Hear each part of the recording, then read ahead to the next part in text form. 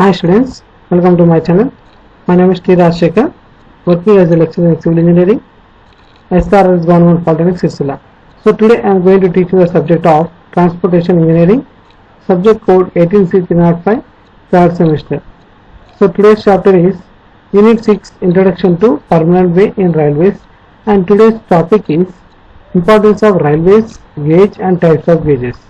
So in the previous classes we have seen about the transportation engineering on roads, highways, okay, so different categories, but in this class now we are going to start about the railways, okay, objectives. On completion of this period you will be able to learn importance of railways, define the gauges, state different types of gauges, mention the advantages of railways, compare the railways with highways, okay. So railways are very important in our life, for the human life, to travel safely and travel very fastly, okay.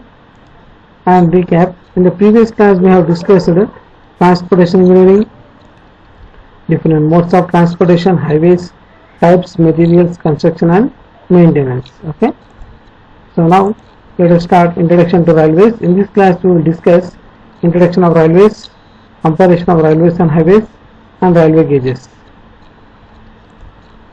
So Indian Railways, first railway line was opened in the world on 27 September 1825 in England between Stockton and Darlington, and first railway line opened in India on 16th April 1853 between Bombay and Thana. So this is very important question for your GK also. And longest railway line length is there in MP, Madhya Pradesh state, 5781 kilometers, and shortest railway line length is there in Nagaland state, that is 9 kilometers. And Indian Railways is divided into 17 railway zones for better administration. Did you observe letters like SC, CR, WR, etc. on train bogies or goods wagons, backside or any right side? So what do they represent? So SC means South Central Railways, and CR means Central Railway, WR means Western Railway, okay. And another one is also there, Eastern Railway, okay. And these are the 17 railway zones in India. You can see, for example, first one, Northern Railway, so abbreviation is NR, okay. It is derived with NR, and headquarters is located in Delhi, and date of establishment is April 14, 1952, okay. So like that you can see, coming to our Telangana, so this is our South Central Railway, SCR, Secunderabad. This is located in the Secunderabad, but date of establishment is October 2nd, 1966, okay. So these are the 17 railway zones in our India. And coming to here, railway map of India, you can see here red lines which are located on our map. These are all railway lines which are located in India, and this is the map of railway zones in India, okay. 17 railway zones of India which are located. So for example, you can see Northern Railway headquarters is Delhi, number 1, okay. And next one you can see where is our Secunderabad, you can see here, 6 where it is, okay. S6 SCR HQ Secunderabad, 6, number 6 is the Secunderabad, okay. So and next is divisions of SCR, that is South Central Railway. So 5 divisions cover the state of Andhra Pradesh and Telangana, that is Secunderabad, Hyderabad, Guntakal, Vijayawada, Guntur, Nanded. So this is the road map which is in the Telangana state, and this is the routes maps which are located in the Telangana, South Central Railway junctions in Telangana, okay. And red color which is located Hyderabad is nothing but state headquarters.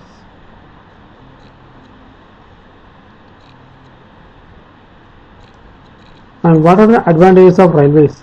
Help to unite people over different states, central administration, migration of people, help during wars, convenient, safe and cheap mode of transport, transport masses to visit religious places, places of unemployment to industrial areas, and to procure raw materials. You can procure raw materials and we can travel also, okay.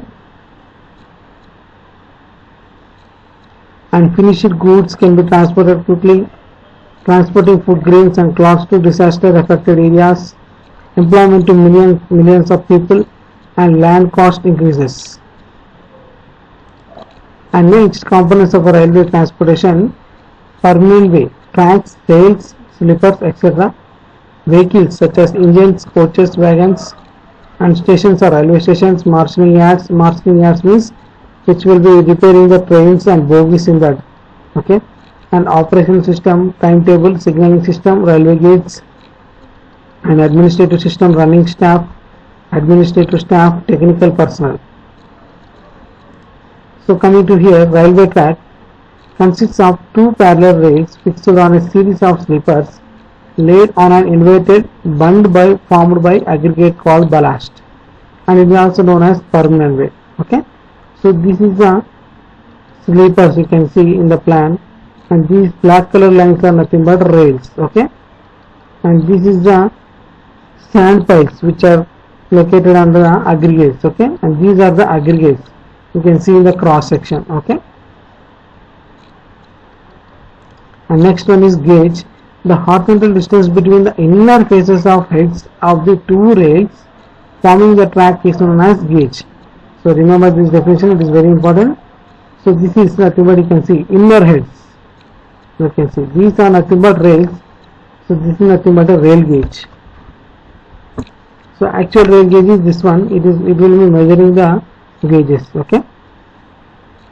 This is an instrument to measure the rails between measurements. And different types of gauges used in India are broad gauge 1.67 meters, meter gauge 1 meter, narrow gauge 0.762 and 0.610 meters, and Indian standard gauge is 1.676 meters is nothing but broad gauge. So we are using this one. Okay, and world standard gauge is 1.483. And here some examples. So this is nothing but from head to head. Inside nothing but narrow gauge 16 mm 2 feet. And another one narrow gauge is 762 mm 2 feet 6 inches. And meter gauge is 1000 mm 3 feet 3 into 3 by 8 inches. And standard gauge is 1435 mm 4 feet 8.5 inch. So broad gauge. So this is the system we are using in our India's 1676 mm 5 feet 6 inches. Okay. So remember this for your guidance. And broad gauges used in India are India, Pakistan, Bangladesh, Ceylon, Brazil, Argentina. Circumstances that lead into introduction of different gauges are to develop backward areas, funds available being insufficient, anticipated traffic and revenue being less, and policy of government. So some of the disadvantages in having different gauges are inconvenience to passengers, difficulty in handling goods and parcels, necessity of costly godowns at junctions, hindrance of quick movement of troops and material during wartime. Okay, so these are the some few disadvantages while having the different gauges. Okay, and insufficient use of rolling stock, chances of theft and misplacement, extra labor for loading and unloading, subsequent conversion charges from one gauge to other is heavy. Okay. And next, disadvantages in having different gauges continue. The larger the gauge, larger will be the size of rolling stock and more economical in operation. On realizing the difficulties, Government of India converting meter gauge to broad gauge except in case of hill areas.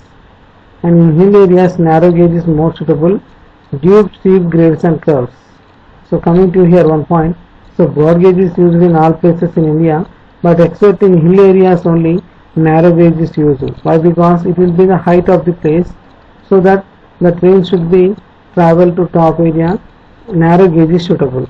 So broad gauge is not suitable. Okay. So comparison between highways and railways. Item of comparison: accident rate in highways is more, in railways is less. And construction and maintenance cost in highways is low, whereas railways is very high. An item of comparison: employment potential, highways high and railways less. And HP requirement high, less. Hilly area suitable, not suitable. Okay. So this is the difference between highways and railways, and you can see moreover width of highway, highways more and railways less. Right of entry: everybody has right to increase or decrease, not free to all. And operational controls: no rigid controls, essential in the form of signaling and interlocking. And load handling capacity: limited capacity, can handle heavier loads at high speeds. and tractive resistance nearly 5 to 6 times of railway the vehicles on rails, and nearly 1 by 5 to 1 by 6 on pneumatic wheels on roadways. Pollution of environment more, whereas railways is less, and suitability to travel short distances and to travel long distances. So these are the comparison between highways and railways.